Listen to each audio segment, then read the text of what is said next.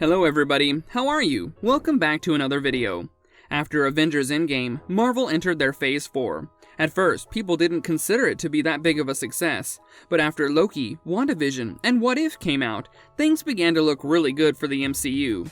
Now there have been some reports that our favorite trickster Loki is returning for another season, and it's nothing what people were thinking. Here's a look at Loki Season 2's unexpected storyline. Let's get right into it.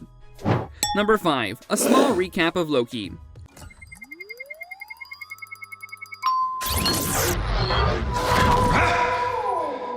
Loki was the first series after Avengers Endgame. The story follows the events of the original Avengers movie, where Loki tries to seize control over the Earth. As we saw in Avengers Endgame, Loki somehow managed to get his hands on the Tesseract, and was able to escape, and that's where the story starts. Loki is caught and found guilty of tampering the sacred timeline. But another officer lets him escape to fight evil versions of himself.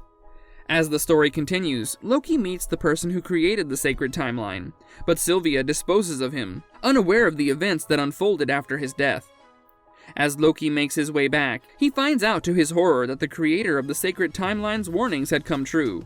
All other timelines where evil versions of Loki existed had started originating, and an evil version of that being had taken over Loki's prison.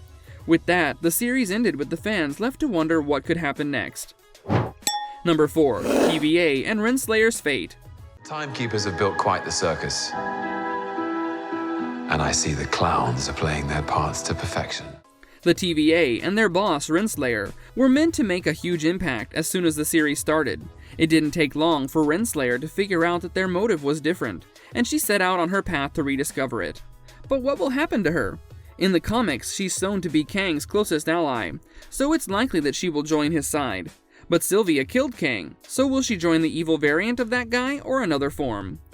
As for the TVA, they already seem lost. Mobius and Hunter B-15 didn't recognize Loki when he was pushed back by Sylvia into the prison, so Loki will have little to no help in the season's beginning.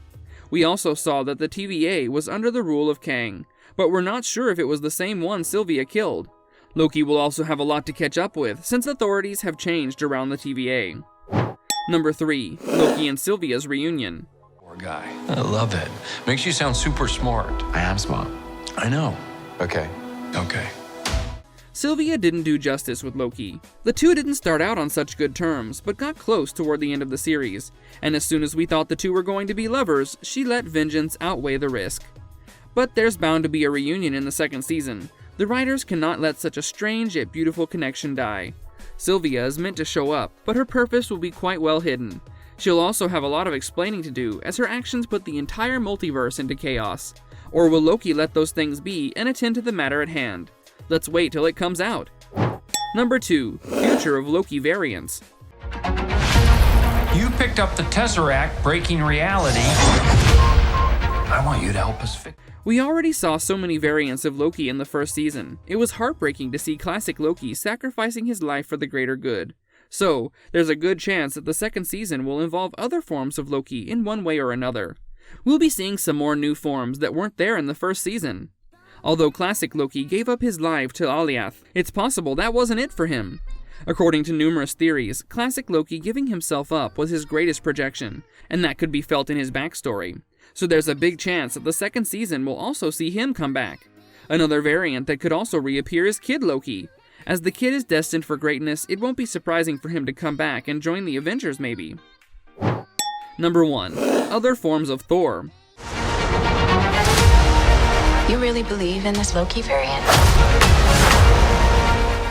While fans still can't decide which other variants they want to see more, there's a small chance we will see someone else stepping up in the next season.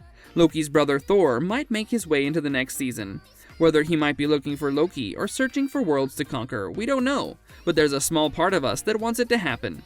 In the first season of Loki, we actually saw a form of Thor as a frog. Interestingly, this variant was voiced over by Chris Hemsworth himself, so there's a good chance that we might get to see new forms of Thor in the next season. We might even see Loki as Thor himself. It's next to possible. We'll wrap it up here today. Thank you so much for watching this video. If you enjoyed it, please give it a thumbs up, and let us know what you think in the comment section below.